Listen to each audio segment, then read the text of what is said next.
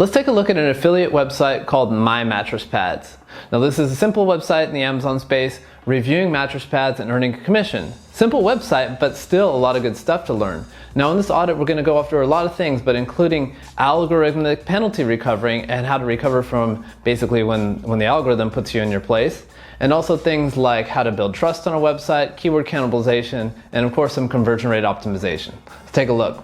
So what I'm probably going to do, these always freestyle and I don't know where this will end me up, but I'm going to look at things from a CRO perspective. So CRO is not just about making more money, but it's about increasing the user experience and making people are clicking through on your website, not just leaving at the first thing they see. And then I'll get into some technical SEO stuff, and then some content optimization, and then lastly backlink. We'll get into backlink strategy. The reason I go in that order, because this is the order that will get you the fastest and most effective returns. Obviously, if you're making $10,000 a month and I give you a CRO trick that increases 10%, now you're making $11,000 a month, that kind of thing. Okay, so let me just ask, how is the website doing, both with traffic and earnings?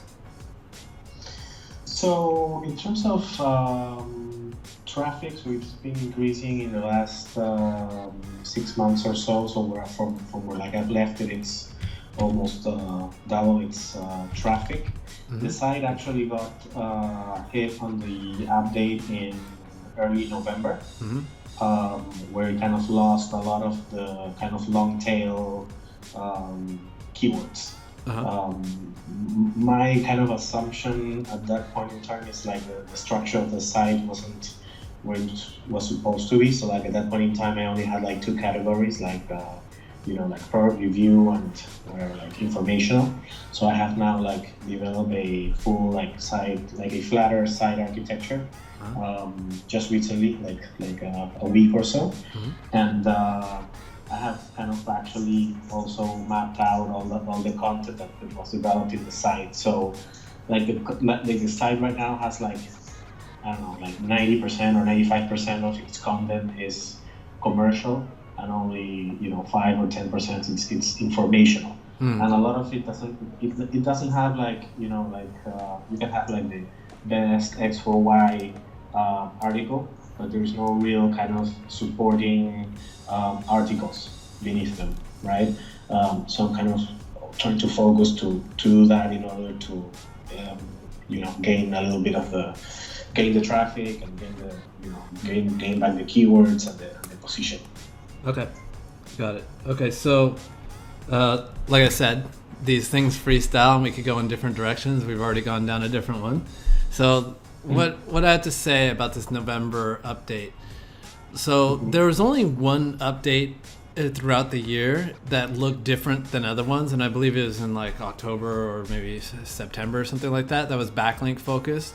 So the fact that you weren't on that one, it just means for me, this November one, and which is I honestly can't remember them all. This is probably Bert, I think, or something like that. Yeah. And then they're all kind of iterations of each other, and they have to do with quality score, doing all the things right, and a lot to do with relevance and stuff like that.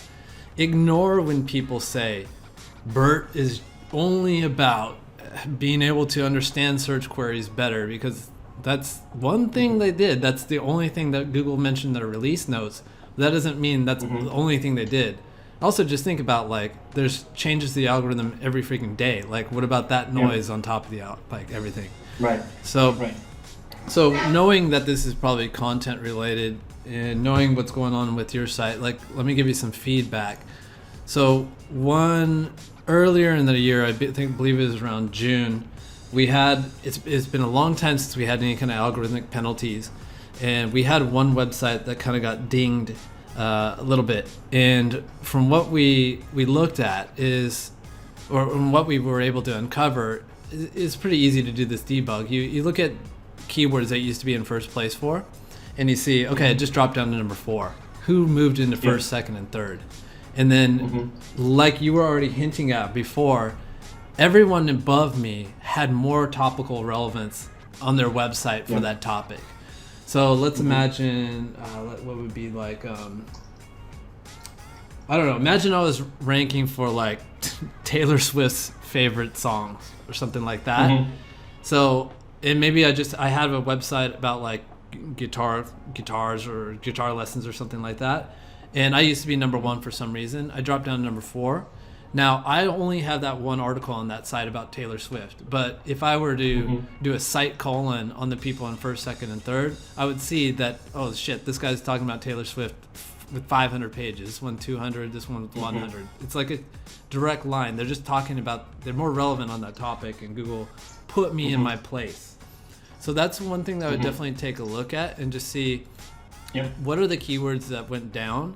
And you always need to triage this kind of stuff. You always need to like take a snapshot of your rankings before and after, and then do Excel to look at a comparison and see, okay, what kind of pages got rocked? Is it every single one of them, or was it just like, was it just my electric mattress pads page, you know? And then maybe it's because I only wrote one electric mattress pad article and I just needed to write more about electric versions and stuff like that. So that's one thing.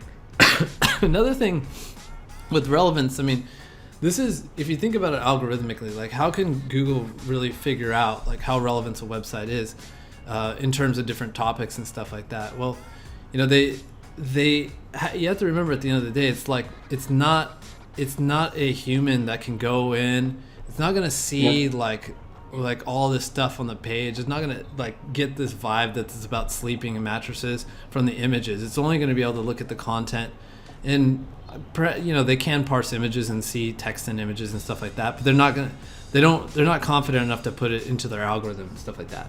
So we need to focus on our content in order to like get relevant. So people argue that like Google doesn't look at stuff like keyword density, TF-IDF, and all that kind of stuff, but based on testing, it tracks quite well with getting better results. And websites in the top positions simply are not missing words like the people in lower positions. They're using all the common words and phrases and stuff like that.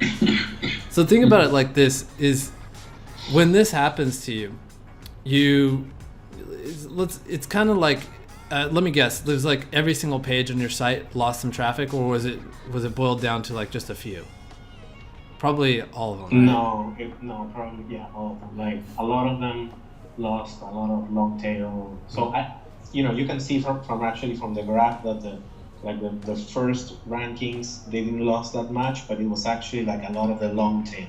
So one page ranked for 100 keywords, now it only ranks for 50, right? But traffic didn't drop that much initially. And then the rankings maybe that I wasn't like number 1, 2, or 3, then it dropped to 3 or 5. Right. So definitely it was kind of all over the place. The dropping. It wasn't like a couple of pages. Yeah. Okay. So think about this kind of theory. Like Google, like ranking Google is like a constant battle of one-upping each other. Like let's say you wrote an article on the best mattress for side sleepers, right? So what are you going to do when you write that article? You're going to look at who's in first, second, and third place. You're going to find out what they did right, and you're going to do better than them. And then you send some backlinks to the page, and you get up to number 1. And guess what? They didn't like that, so they're going to do the same thing right back to you. How did this guy outdo me? And then new people are entering the niche all the time. So they're doing the same thing. So it's all about one-upping. Now, over time, your completely perfect article starts to get shittier. Like it starts to get not as good as some other pieces of content on the page. And the way I kind of look at it is eventually there'll be enough of this added up on like this page is not as relevant, that page is not as relevant. And then when an algorithm update comes down that's focused on relevance and stuff like that, they're just like, okay, mymattresspads.com is not as relevant as we used to think it was on mattresses. It used to be 100 out of 100. Now we think it's probably about an 85 out of 100. So let's drop 15% of its rankings and traffic. It just got a 15% muting factor placed on it. So that's why it's really important for you to go in and make a schedule for yourself. So this is what I do. This is a process that I do. Basically what I do is every quarter I'm going to export out all the keywords that I'm ranking for and keep that saved somewhere. Next quarter, I'm going to do the same thing again and export all these out. And I'm going to use Excel to look at what are the differences between the rankings. if any page was static or dropping, I'm assuming something's going wrong. Because I'm sending backlinks all the time. It's not like I'm not giving the website more value. Right. I should be increasing. If not, I'm assuming that my content's getting stale. And then it's time to open up a tool like Surfer SEO and look and see, okay, how did the SERP change, and how can I one up these guys again? We'll get to that in a sec, but let's get back on track, and I'll take you through my thought processes and stuff like that. Awesome. Do you run any kind of site audits or anything like that? Not recently. I've actually just started to use Surfer SEO, as you were mentioning, to try to understand where to do my optimizations on the existing pages, and then but on the other side, I'm also trying to understand what type of supporting articles should I be building maybe to some of those pages to help them improve in their rankings. So a little bit more kind of short term with Surfer SEO, and a little bit more kind of long term strategy with the supporting articles. Okay. But I haven't run a more technical SEO audit. No. Okay, do that, and that's great that I see that you're still doing this well with just flying blind on the technical side of things. Technical issues are great, so if you find some keyword cannibalization or some weird 301 redirect chains or something like that, fixing that can just be a game changer, and it's really quick to resolve those kind of issues. One aspect of technical SEO is index management. So I've looked and see here's some weird pages that you might have indexed. So you have archive pages indexed, but it's actually 404. So get that out of the index. Go to Google Search Console and request no indexing on that. Well, let's see. Well, yeah. So you told Google not to index it, but it's just sitting around. So just force the removal in Google Search Console. So you got your mattress category pages. No, looks like your paginations indexed. You have a category indexed. You have more pagination stuff. Here's a category you don't want indexed. Just get this stuff out. Yeah, I was thinking on changing the categories into a landing page with content and linking to the articles, so like a hub page. Right, but the problem with that is you can do that for navigation type purposes and stuff like that, but I wouldn't index it because it's just simply it's there's no keyword volume for it, right? This can't be optimized for anything, and it's really hard to even if there's 5 articles here, if it's a feed, it's going to change all the time, and it's going to it's not going to rank for anything. If it doesn't rank for anything, it's just a liability and has no asset value. You know what I'm saying? Right. Okay. So you do it for UX, but not for SEO. Right. Exactly. Okay. The only time I would is something like this, where this is literally ranking for SEO news, but I've optimized the shit out of it, right? So title tag, this H1, it's all set up for ranking, and for certain keywords that Google is expecting rotating content and stuff like that. But for something you're trying to do, it's not going to be helpful. So get it out of the index. You can use it for UX, but I also don't see your site being so complicated that you would need it at this point. Maybe later though. Okay. So schema is a good thing to do. Definitely. Let's just check. I absolutely do not believe in EAT.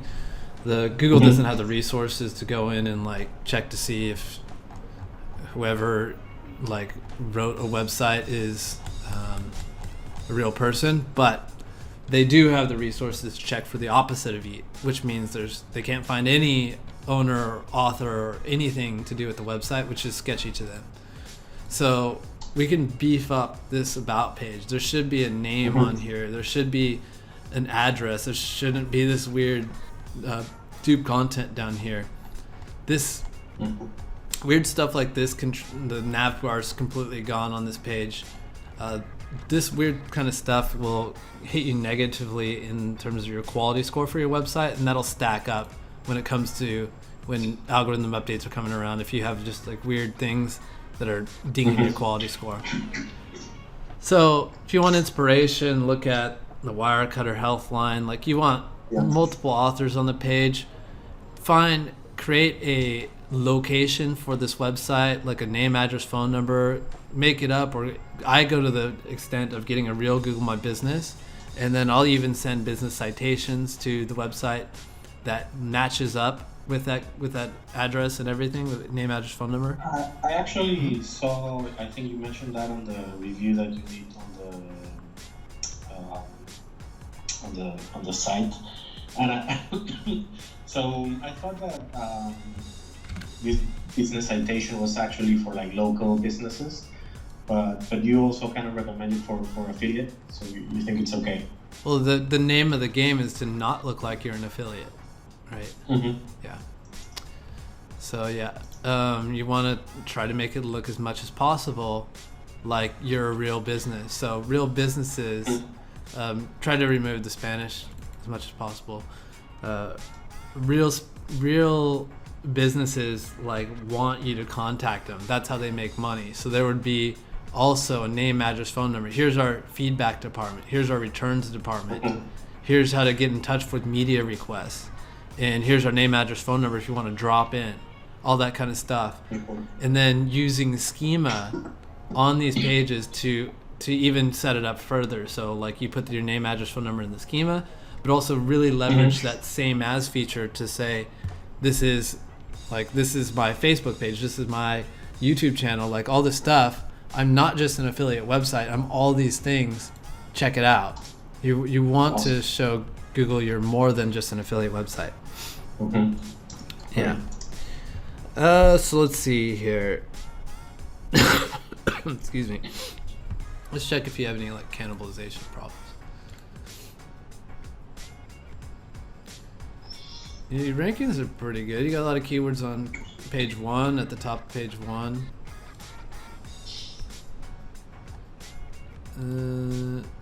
Doesn't look like so far that you're cannibalizing.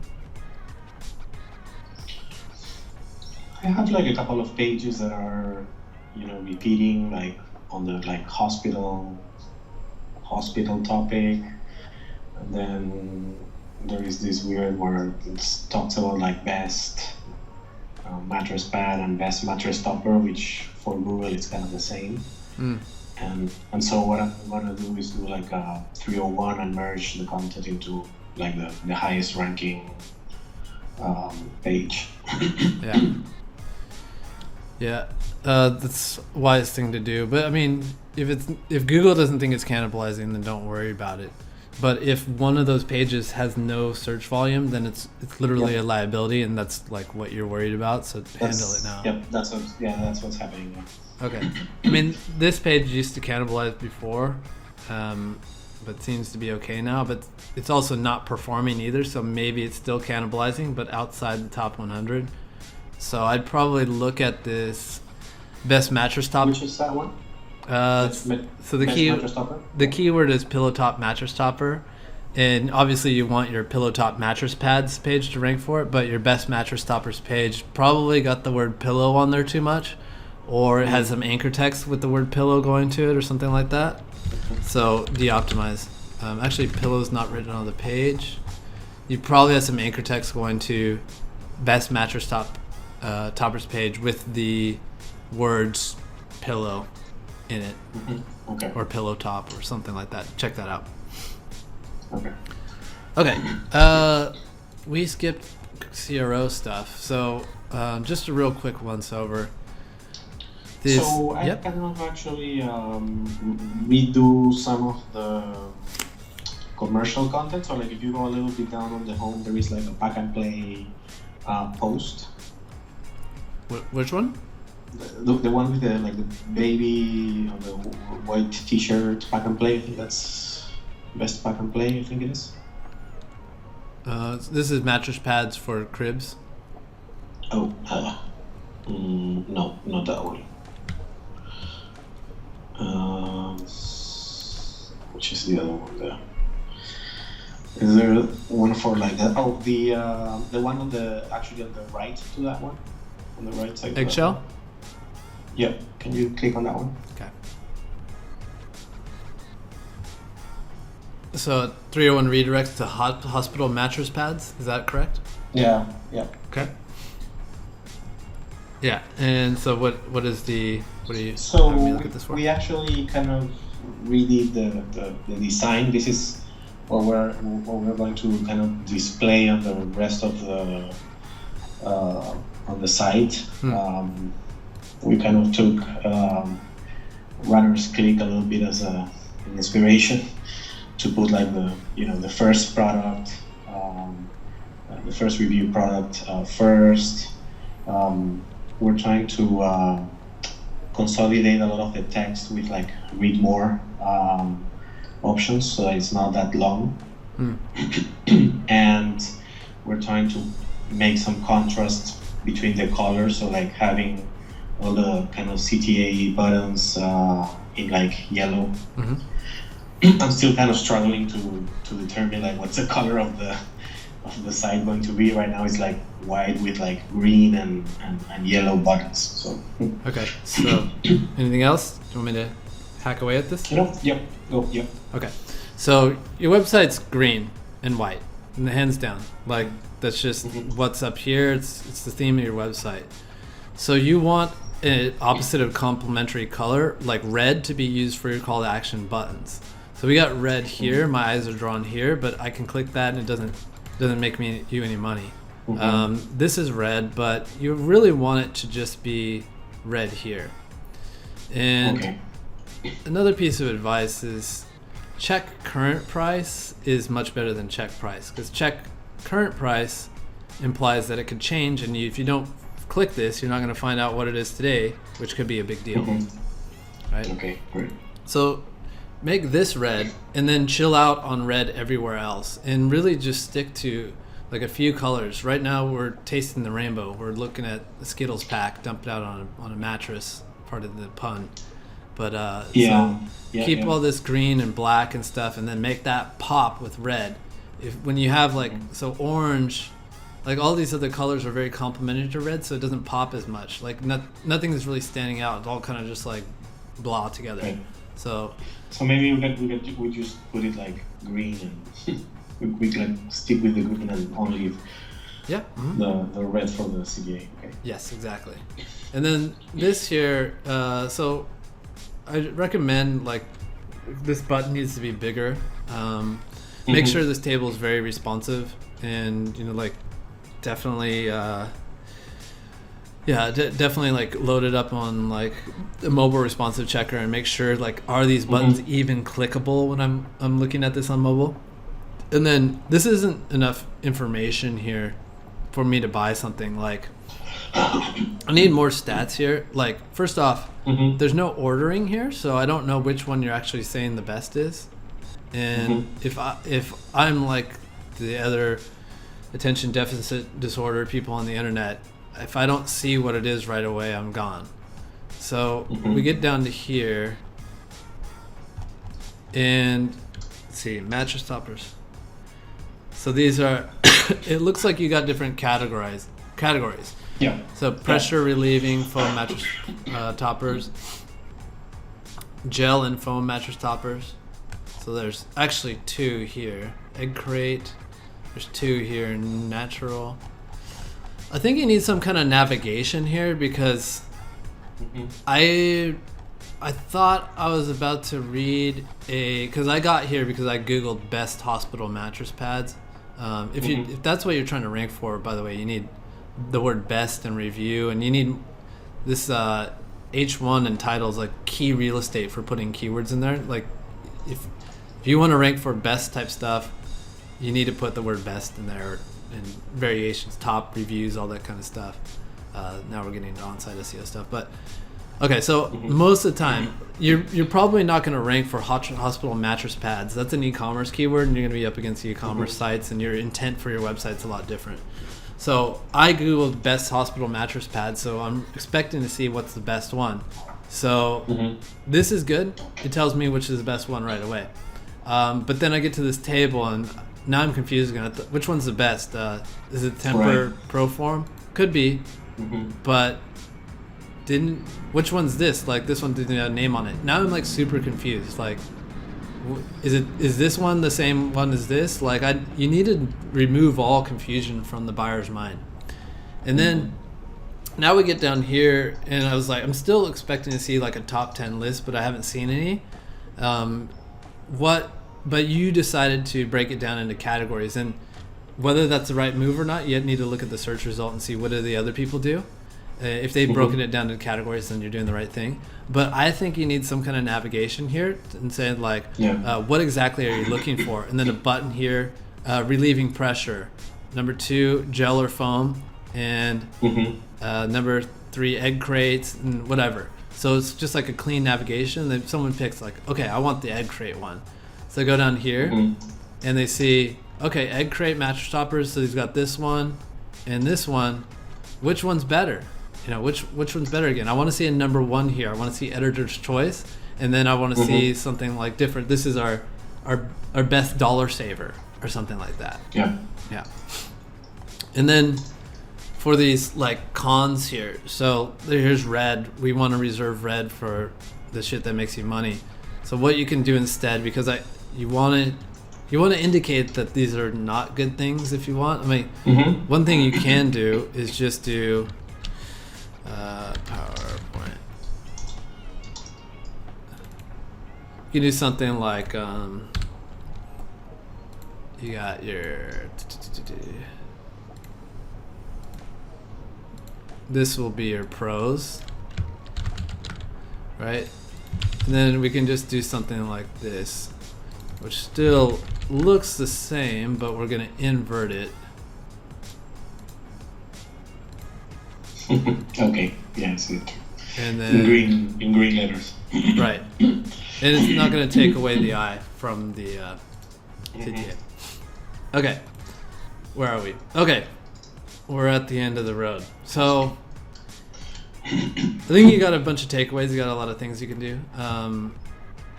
Definitely like work on the stuff we talked about at the beginning with the technical and stuff like that, and worry about the topical relevance. Run Surfer like your life depended on it and stuff like that. And unfortunately, sorry, we can't talk about backlinks, but we only have half an hour with these things. But hopefully this is helpful for you. One question that you were actually mentioning about like the title and what I was ranking for. So one of the things that actually happens with this site is, and I'm not sure if it's because of it's so heavy on commercial content, but it actually ranks for a lot of like e-commerce terms. So it doesn't rank for like best mattress pad. It actually ranks for mattress pad or like best pack and play mattresses, like pack and play mattress, right? So I'm actually like position 3, 4 with like Amazon, Target, like in between. So one of the things that I was actually, when I was running Surfer SEO, I was like, should I be running like for the term that I actually ranking for right now, or should I actually change it and say, okay, no, like I do need to run for best pack and play, right? And then make the changes in that. So would you suggest that that's like the right move? Yeah, so consider it a gift for now. I think Google just hasn't figured it out and categorized you properly yet. They'll get it eventually. Don't plan on fooling them forever.